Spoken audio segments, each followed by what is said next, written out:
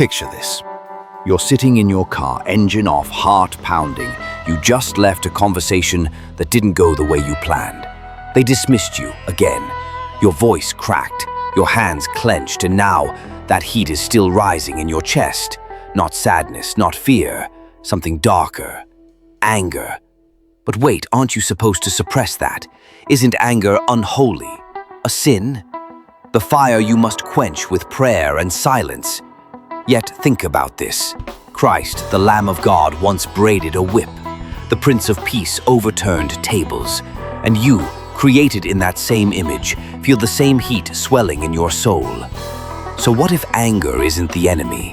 What if the fire you've tried to smother all your life is not a flaw to fix, but a signal, even a summons? Why does something inside you revolt when you're treated unfairly? Why does it burn when truth is silenced or dignity trampled? Could this be the whisper of God's justice echoing through your veins?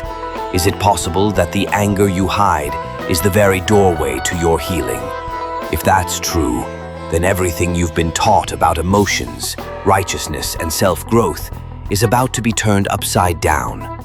Anger, we're told, is dangerous, an untamed beast to be muzzled by maturity. But beneath that cultural script lies something far more insidious. The fear of confrontation, the dread of moral clarity, the illusion that peace means silence.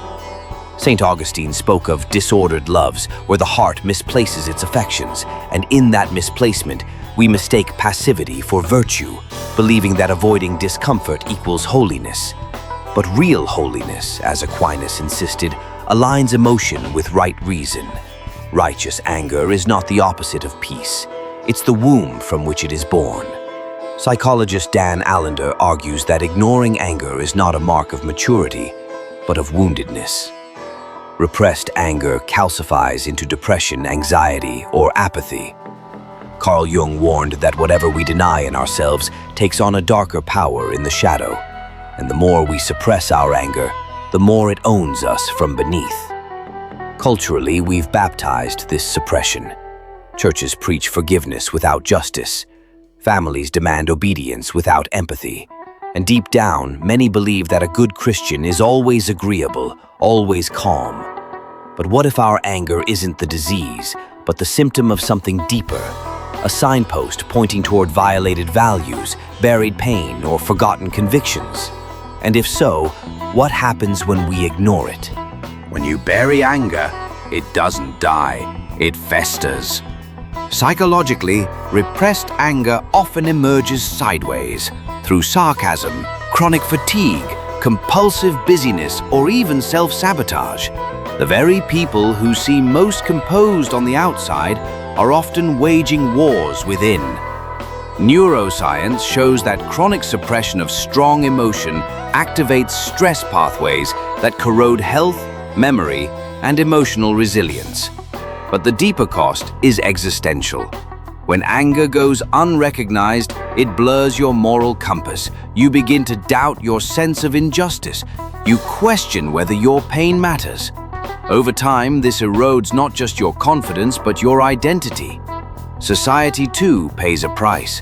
When righteous anger is muted, injustice thrives. Passive citizens become silent accomplices. Systems go unchallenged. The world becomes a place where evil doesn't need to shout.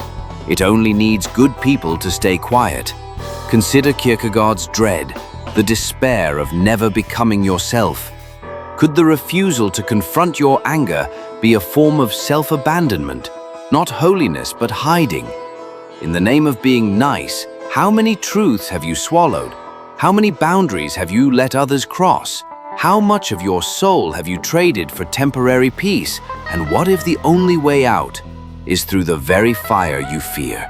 You were not created to be a passive mirror of other people's comfort. You were made in the image of a God who burns with holy fire.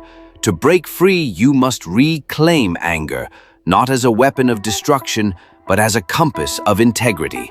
As Paul Tournier once said, to be truly human is to be able to say no. And anger, healthy, examined, sanctified anger, is that no that draws the line between dignity and violation.